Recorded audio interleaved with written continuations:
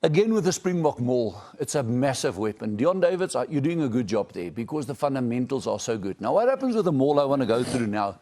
Firstly, what you'll see there with that specific maul, our shoulders are all showing straight going forward. For every single guy, no shoulders turn. Look at their number one and look at their guy on the far side. As soon as you try and stop any moving thing and you turn, you lose all your spine and you're dead. So the Springboks, the ability to hit the arrow there, to get tight, heads in on the ball is still fantastic. We can't argue that. It still stays a strength.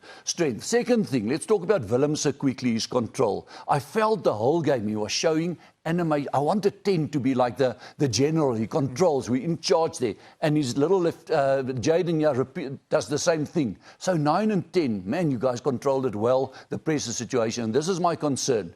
This is a bit my concern. I don't know if that, in the 22, on the halfway line, is the option to put that ball through on the boot. If it's aerial, they call a mark. If it's on the ground, they'll kick it out and we start all over again. Isolation doesn't count there? No, isolation can't count there. I'll tell you why. Space. So space is taken That's away. right. Well said. So when you're on the 10, you can still isolate and the ball can roll into a, let's say, into the coffin corner. Yeah. Into the coffin corner. That's what he always refers to. In the 22, it's a little bit less space on the field. So why would an international fly have kicked it? That's our question. I think there was, I'd go right back to what Swys said early on, and I think that they went on the field saying, let's pin them into their 22 for the first half, and we'll get opportunities after that. That wasn't, funny enough, if you look, could Damien have passed? Probably not, because the defence came up very quickly, but Damien's got very good feet, and he had the ability, I think, to step and keep it in hand. Have a look here. They rush up here. So maybe instead of kicking, he could have maybe just stepped that guy, come back, look for support from his loose forwards and reset and have a blind and an open side to attack. That's exactly my point. In the 22 of such a dynamic maul, and you've got Linda and strong runners, their 10 and 12 is not these big guys. Don't use the back option now because it gives the defence a chance to press more. There, step, feed the front guy, be aggressive, dip low, get underneath them, work under the radar, right under them and build the momentum there. Nick, I took out about 7, 8 of these opportunities, and that's all we're saying. We're getting there. We're still having our things that work for us, but if we want to go the next level, we still need to up this. The other major thing that I picked up, specifically with our mauls this week, this was the first time after probably 3 weeks where the referee didn't have to tell the defensive team, take your hands off the ground, take your hands off the ground. Now, by the time that the referee actually says to Swys, listen, take your hands off the ground, that momentum is already gone.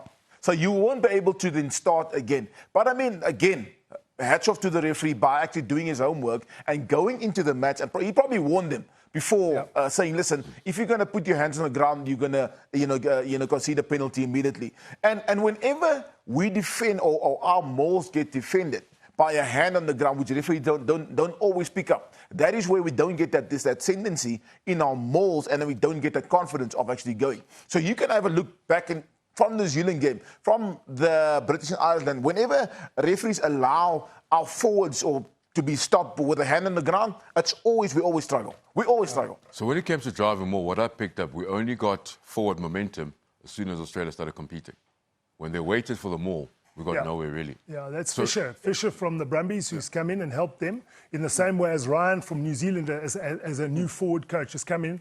And both those coaches have made a big difference to their ability to stop giving away penalties at the maul. And what they do, Australia, is they won't go up at all. I mean, they won't. If they want to stop a maul, they do not go up at all, and they get very low.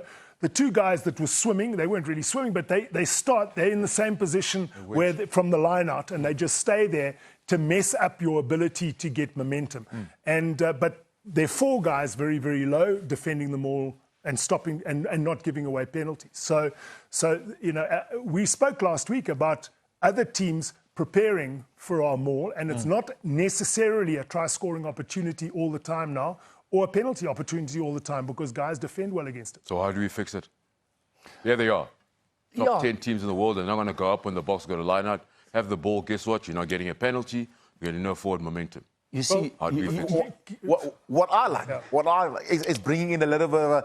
So let's say the defense is coming from that side. This is the point of impact, just going past that, understanding where to go from the initial punch. Because shifting the momentum, the point of contact. Okay. So again, that's me. But Deon Davids feels there's still a way of going through them. And you have to be smart. It's not there. Forget what Deon. We've all seen. Guys are not competing. We stand down. How do you expect these first-class players to get momentum? You're saying you can shift it a bit? Straight away, and I'm sure it's No, I'm just saying we're trying to pass on now because guys are not going to move. So what you do? We're getting forward momentum. We're not getting penalties. Yeah. But that thing went 10 meters forward. Yeah, they went up there. So the times they're not moving. Nick, have your ball. Even when it's not. When it's not, you heard what Swys said. We've got to give it to Dallender, who gets low and gets momentum across the advantage line, and then we look at which way we play, open or blind. Or what you do is you get, while there's momentum, you get your 9 right behind the maul, and he taps on, so you marks your head down, and you're looking, is there an option that way with a little 8, 9 blindside winger, or I can go open. He can just stop the first defender, play me, and I play the blindside winger short. So we can turn a maul into an advancing scrum using your hooker as the number 8, who can play the 9 and the blindside wing, either open or blind to get you momentum. Or you use Dallender, so you've got all those varieties. So that's one. So the Dallender one, I've got a question marks because the line-out's over. Dallender is sitting deep. They put pressure on. We had a very similar situation where we had Willemse kicking the ball away. So I'm not too sure if that works. No, because what happened there was Swys was 100% right. They played behind the back ball because they thought they might create space out wide. But by playing the behind the back, it allowed their centres to press hard, which made it harder for Willemse to play out deep. That's why he kicked. Yeah. Had we taken after a maul to say, hang on, let's just brutally get across the advantage line. This isn't an opportunity to go wide because they're going to press hard. Therefore, let's get under Paisami or then 10 in particular, and let's get forward momentum and then choose which side to play. Option from you, Swys? Yeah, I agree 100% with both these gents, but there's one little ingredient that we miss. If we play to you and the maul sets here, what happens? You've got to keep your 10 meters distances away. That means the line of defense outside the maul is 10 meters away. So I like, when we set that maul, if we want to play off it, we got to do it while they 10 back. Because as soon as we maul it, and now the defense line sits here, it's becoming tougher. There, when Nick comes in, you play around with little 8, 9 and stuff, that's good. But the old recipe is, if you want to play wide or punch, do it while they 10 back. Yeah. And that is the secret. It's a race for space. Yeah. So who's winning this race for space the whole time? So if it's not on and they do want to play of that, these gentlemen, they were 100% spot on. There's a race for a break now. Race for a break.